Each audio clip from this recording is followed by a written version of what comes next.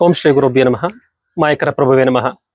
ಮನೆದೇವರಾಗಿರತಕ್ಕಂತಹ ಮಲೆ ಮಹದೇಶ್ವರ ಸ್ವಾಮಿ ಅನುಗ್ರಹ ಹಾಗೂ ಕಟೀಲು ದುರ್ಗಾ ಪರಮೇಶ್ವರ ದೇವಿ ಅನುಗ್ರಹ ಎಲ್ಲರ ಮೇಲೆ ಇರಲಿ ಅಂತ ಕೇಳ್ಕೊಳ್ತಾ, ನಾನು ನಿಮ್ಮ ಜ್ಯೋತಿಷ್ಯ ವಿದ್ವಾನ್ ಪಂಡಿತ್ ಪುನೀತ್ ಕುಮಾರ್ ಮಾತಾಡ್ತಿದ್ದೀನಿ. ಎಲ್ಲ ಜನ ಮದುವೆ ಮುಂಚೆ ನಾನು ಚೆನ್ನಾಗಿದೆ, ಮದುವೆ ಆದ್ಮೇಲೆ ಯಾಕೋ ನನಗೆ ಅಡೆತಡೆ ಆಗ್ತಾ ಇದೆ, ಇಂಪ್ರೂವ್ಮೆಂಟ್ಸ್ ಗೊತ್ತಾಗ್ತಾ ಇಲ್ಲ, ಸೈಟ್ ತಗೋಬೇಕು ಅನ್ಕೊಂಡಿದ್ದೆ ಆಗ್ತಾ ಇಲ್ಲ, ಅಥವಾ ವ್ಯವಹಾರ ಶುರು ಮಾಡ್ಬೇಕು ಅನ್ಕೊಂಡಿದ್ದೆ ಆಗ್ತಾ ಇಲ್ಲ ಅನ್ನೋ ವಿಚಾರ ತುಂಬಾ ಜನ ಗೊಂದಲಿಸಿ ಹಾಕೊಂಡಿರ್ತೀರ. ಈ ಒಂದು ವಿಚಾರದಲ್ಲಿ ಏನಪ್ಪಾ ಅಂತಂದ್ರೆ, ಸಂಸಾರಿಕ ಜೀವನದಲ್ಲಿ ಗಂಡ ಹೆಂಡತಿಯ ಯೋಗ ಫಲ ಅತಿ ಮುಖ್ಯವಾಗಿ ಬೇಕಾಗತ್ತೆ.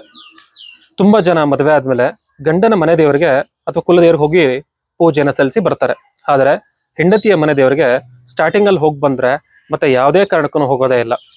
ಈ ವಿಶೇಷ ಒಂದು ವಿಚಾರ ಏನಪ್ಪಾ ಅಂತಂದ್ರೆ, ಮದುವೆದ ನಂತರ ನೀವು ಎಷ್ಟೇ ವರ್ಷ ನೀವು ಜೀವನ ಮಾಡಿದ್ರು ಕೂಡ ಹೆಂಡತಿಯ ಮನೆ ದೇವರು ಯಾರು ಇರ್ತಾರೋ ಆ ದೇವಸ್ಥಾನಕ್ಕೆ ಅಥವಾ ಕುಲದೇವರಾಗಿರ್ಬೋದು ಅಥವಾ ಒಂದು ಮನೆ ದೇವರಾಗಿರ್ಬೋದು ಆ ಸನ್ನಿಧಿಗೆ ಹೋಗಿ ನೀವು ಪೂಜೆನ ಸಲ್ಲಿಸೋದ್ರಿಂದ ಆ ಜೀವನದಲ್ಲಿ ಬರುವಂತ ಅಡೆತಡೆಗಳು ಪರಿಹಾರ ಆಗ್ತವೆ. ಹಾಗೆ ಒಂದು ಸಕ್ಸಸ್ಫುಲ್ ಕುಟುಂಬಕ್ಕೆ ಗಂಡ ಹೆಂಡತಿ ಎಷ್ಟು ಮುಖ್ಯನೋ ಅವರವರ ಮನೆ ದೇವರುಗಳು ಕೂಡ ಅಷ್ಟೇ ಇಂಪಾರ್ಟೆಂಟ್ ಆಗಿರ್ತಾರೆ. ಗಂಡನ ಮನೆ ದೇವ್ರಿಗೆ ಹೋಗಿ ಬಂದು ಹೆಂಡತಿಯ ಮನೆ ದೇವರಿಗೆ ನೀವು ಹೋಗಿಲ್ಲ ಅಂತಂದ್ರೆ ಆ ಸಮಸ್ಯೆಗಳಿನ್ನೂ ಡಬಲ್ ಆಗತ್ತೆ. ಹಾಗಾಗಿ ವಿಶೇಷವಾಗಿ ಗಂಡ ಹೆಂಡತಿ ಇಬ್ರು ಆಗಿರ್ಬೋದು, ವರ್ಷಕ್ಕೆ ಒಮ್ಮೆ ಆದ್ರೂ ನಿಮ್ಮ ಮನೆ ದೇವರುಗಳನ್ನ ದರ್ಶನ ಮಾಡೋದ್ರಿಂದ, ಪೂಜೆನ ಸಲ್ಲಿಸೋದ್ರಿಂದ, ಯಥಾಶಕ್ತಿ ಸೇವೆಯನ್ನು ಸಲ್ಲಿಸೋದ್ರಿಂದ ನೀವು ಅನ್ಕೊಂಡಿದ್ದ ಕಾರ್ಯಗಳೆಲ್ಲ ನಡೀತವೆ. ತುಂಬಾ ಜನಕ್ಕೆ ಈ ಒಂದು ವಿಚಾರಣೆ ಗೊತ್ತಿರಲ್ಲ.